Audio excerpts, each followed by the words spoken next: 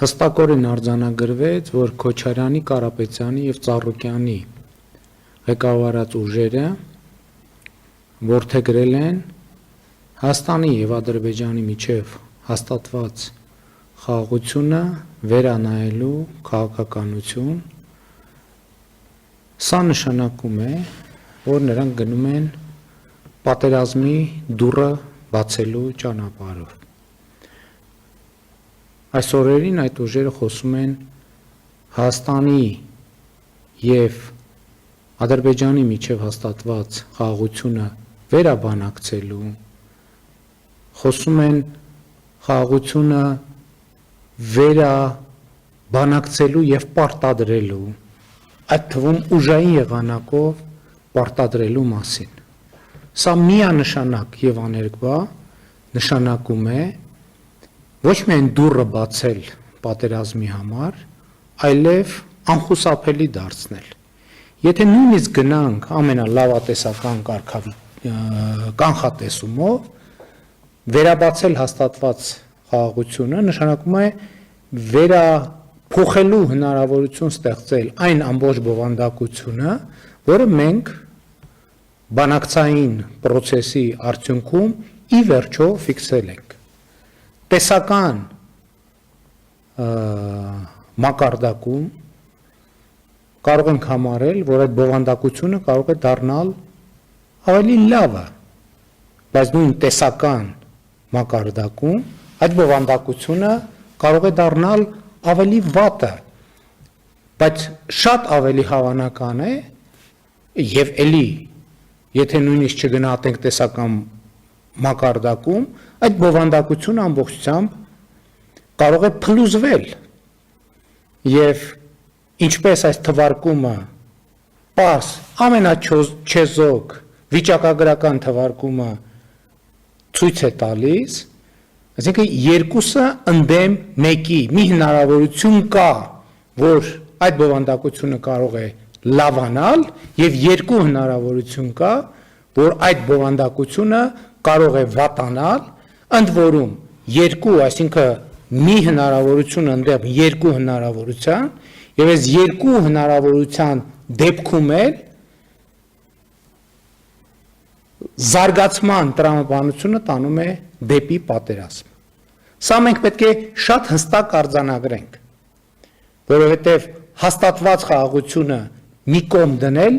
այդ նշանակում է բացել պատերազմի դաշտը առավել ևս այն խոսույթով, որ Քոչարյանի, Կարապետյանի և Ծառուկյանի ղեկավարած քաղաքական ուժերը այսօր գրեթե ամենօրյա ռեժիմով բարձրաձայնում են և որդեգրում են և հանդես են գալիս այդ դիրքերից։ Սա է պատճառը, որ մենք ասում ենք, որ այս խաչմերուկը պատմական խաչմերուկ է։ Հայաստանի և Ադրբեջանի միջև հաստատված է խաղաղություն, մենք հաստատել ենք այդ խաղաղությունը, ինչը նշանակում է ամուր փակել ենք պատերազմի դուռը։ Հիմա իմ նշած ուժերը փորձում են բացել այդ դուռը և դա միանշանակ ճակատագրական սպառնալիք է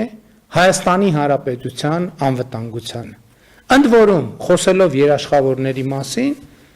ինձ համար ակնհայտ է և ցանկացած անաչառ դիտորդի համար ակնհայտ է, որ այդ խոսույթով ընդամենը բացվում է մեր տարածաշրջան և մեր երկիր խաղաղապահներ մտցնելու դուռը, իսկ թե ինչ հետևանքի է բերել խաղաղապահների գործունեությունը մեր աչքի առաջ, մենք դա բոլորս տեսել ենք և նույն փոცხի վրա երկու անգամ կանգնելու առաջնորդող ուժերը միանշանակ և աներկբա պետք է մերժվեն։ Ամփոփելով ուզում եմ ասել հետևյալը. եկեք չմոռանանք, որ մենք ունեցել ենք անվտանգության երաշխավոր,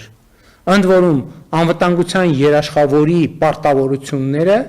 դե յուրե շատ հստակ և շատ մանրակրկիտ ձևակերպված են եղել, ես այդ փաստաթղթերը տասնյակ անգամներով եմ կարդացել, բայց այդ մեխանիզմը չի աշխատել եւ նման մեխանիզմները չեն աշխատում եւ պատմությունը, այդ թվում հայ ժողովրդի պատմությունը, դա է ցույց տվել։ Խաղաղությունը Ադրբեջանի եւ Հայաստանի միջև հաստատվել է միայն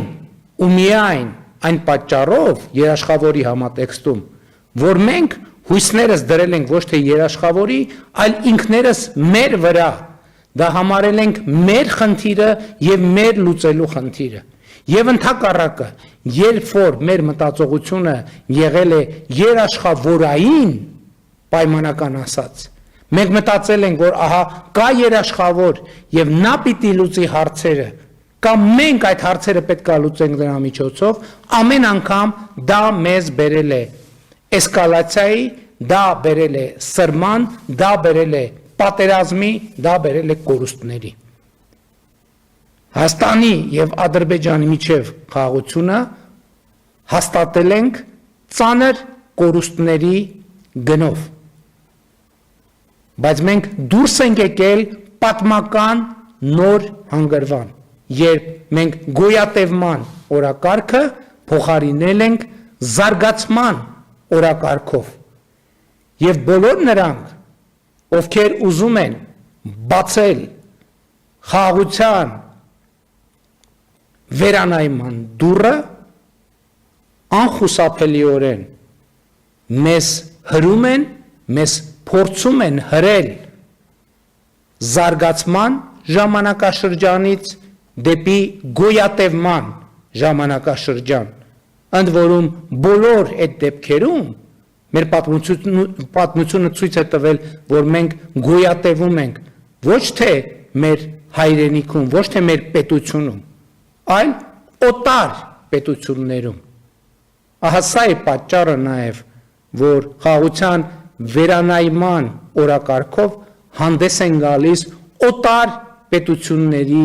էմիսարները։ Եվ ես որևէ կասկած չունեմ, պարզապես որևէ կասկած չունեմ, որ 2026 թվականի խորհրդանական ընտրություններում Հայաստանի Հանրապետության ժողովուրդը